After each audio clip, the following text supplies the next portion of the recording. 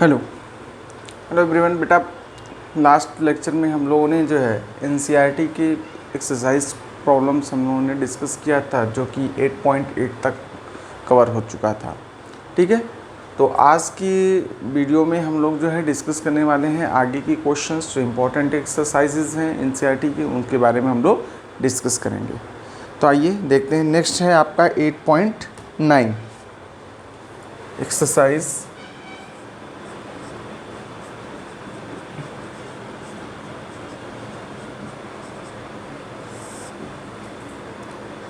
यहाँ पे क्या आ जाएगा? Question number 8.9।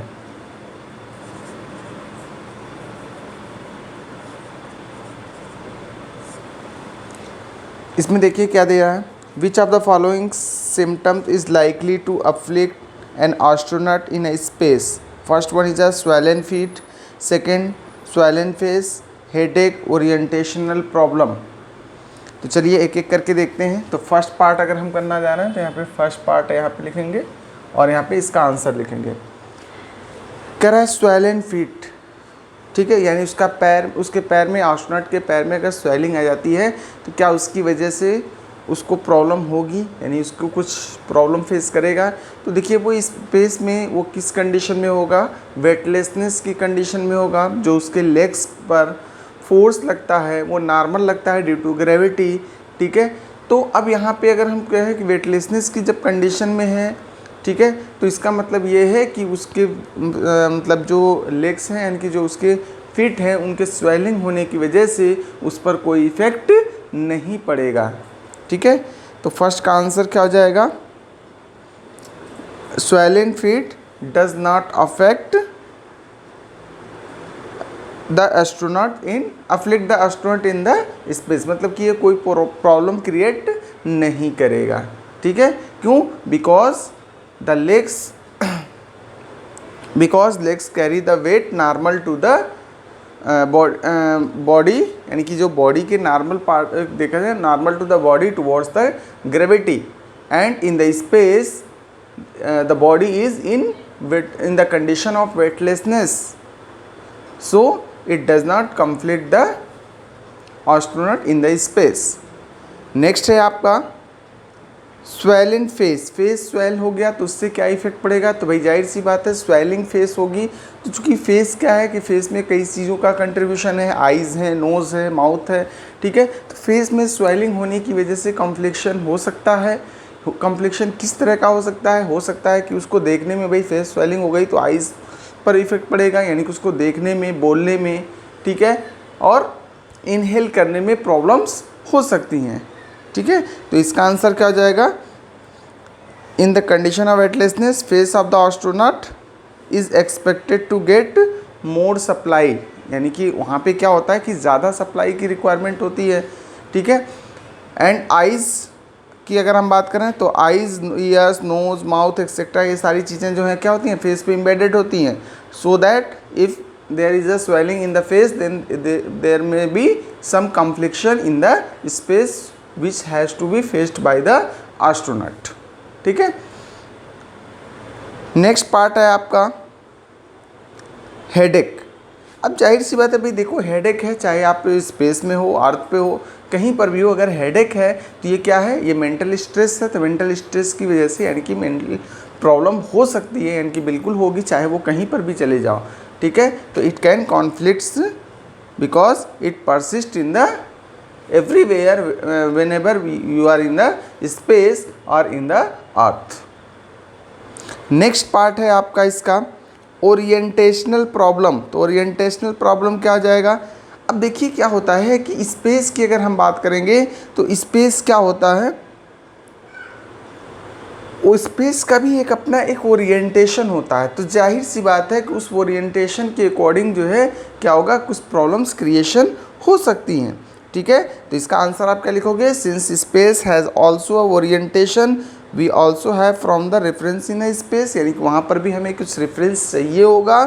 ठीक है, hence orientational problem will affect the astronaut, यानी कि एस्ट्रोनॉट को स्पेस में ओरिएंटेशनल प्रॉब्लम अफेक्ट कर सकता है, क्योंकि वहाँ पर भी जो है क्या होगा, स्पेस में हमें रेफरेंस की रिक्वायरमेंट होती है।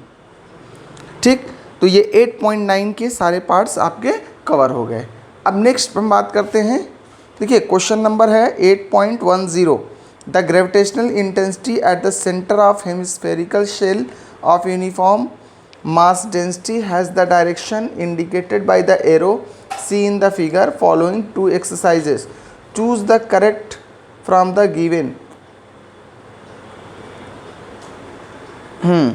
इसमें जो है आपको ग्रेविटेशनल इंटेंसिटी दे रखी है at the centre of a spherical shell of uniform mass density has direction indicated by the arrow. Arrow की वजह से अलग अलग डायरेक्शन दे रखा है, ए बी सी डी फिर 0। ठीक है, तो देखिए इसमें क्या है, आपको एक क्वेश्चन दे रखा है, क्वेश्चन नंबर 8.10 है ये। एक हेमिस्फीयर दे रखा है बिल्कुल इस तरह से,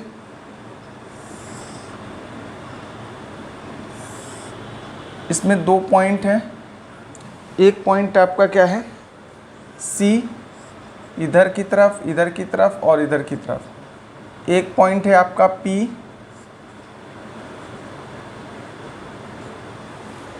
सबका नेमिंग दे रखा है B C A, that is B C A. Next क्या है, जी एफ सी डी।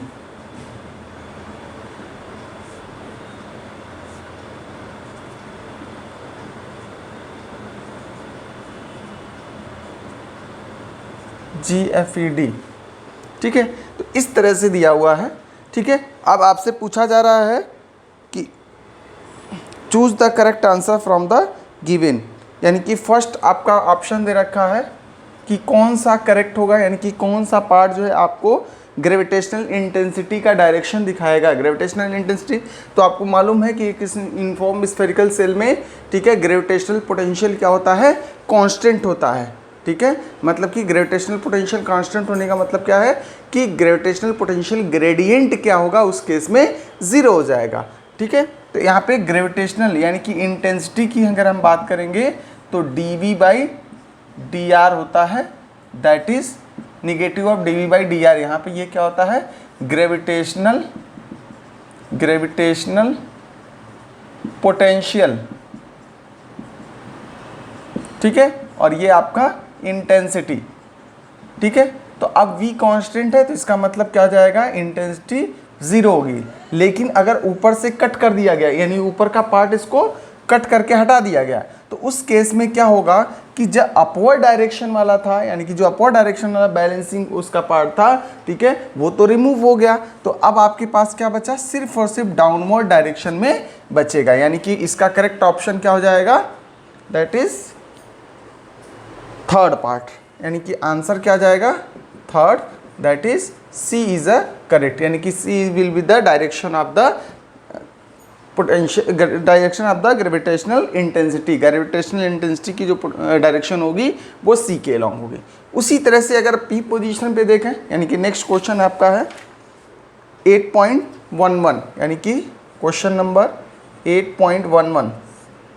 अगर इसकी बात करें, इसमें भी सेम क्वेश्चन है, बाकी इसमें क्या दे रखा है, अगर इस पॉइंट पे पूछा जाए तो इस पॉइंट पर किस डायरेक्शन में होगा, तो सेम एक्सप्लेनेशन कि अगर यूनिफॉर्म होता तो उस केस में ये क्या चीज़ होती, ये कांस्टेंट होती है। ये कांस्टेंट होने का मतलब क्या है कि ओवरऑल इसकी वैल्यू क्या आ जाएगी, 0। ग्रेविटेशनल इंटेंसिटी की वैल्यू 0 हो जाएगी। लेकिन जब ऊपर वाला पोर्शन कट करके हटा दिया गया है तो क्या हो जाएगा, बाकी साइड वाले तो बैलेंस कर रहे होंगे उसको ये वाले, इस वाले का बैलेंसिंग इस डायरेक्शन में होगा, इस वाले का बैलेंसिंग इस डायरेक्शन में होगा, लेकिन इस वाले का बैलेंसिंग जो अपवर्ड डायरेक्शन वाला है वो तो हट चुका होगा। यानी कि ऊपर से कोई इंटेंसिटी नहीं काम कर रही, यानी कि ऊपर का मास रिमूव हो चुका है, तो ऊपर की तरफ कोई फोर्स काम नहीं कर रहा है, तो अपवर्ड डायरेक्शन में कोई भी इंटेंसिटी काम नहीं करेगी ग्रेविटेशनल। तो टोटल जो नेट ग्रेविटेशनल इंटेंसिटी होगी वो डाउनवर्ड डायरेक्शन में होगी। ठीक है, तो इसका जो करेक्ट ऑप्शन है आपका सेकेंड ऑप्शन, दैट इज ई। तो इसका जो सेकेंड ऑप्शन होगा वो क्या जाएगा, E option will be the correct.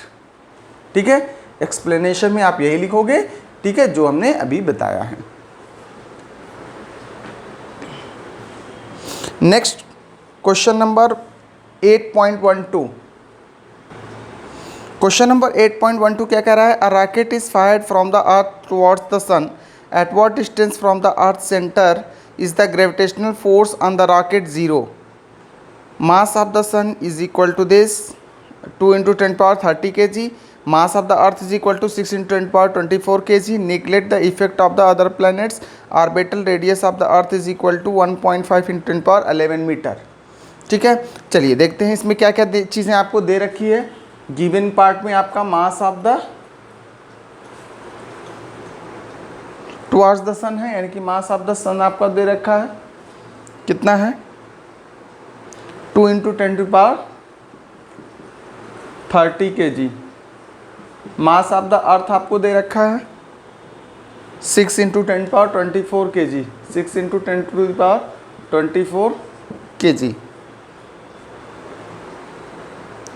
Orbital radius of the अर्थ, यानी कि आर की वैल्यू आपको दे रखी है कितनी? 1.5 × 10⁻11 मीटर। ये इतनी चीज़ें आपको गिवन हैं। क्या फाइंड करना है? At what distance from the earth centre is the gravitational force on the rocket is 0? Gravitational force 0 कब होगा?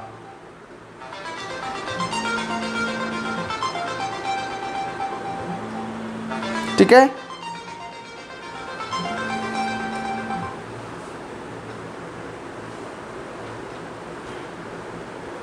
ग्रेविटेशनल फोर्स 0 के लिए क्या कंडीशन होगी बेटा? देख लो कि यहाँ पे अगर मान लो ये आपका अर्थ है और ये आपका क्या है?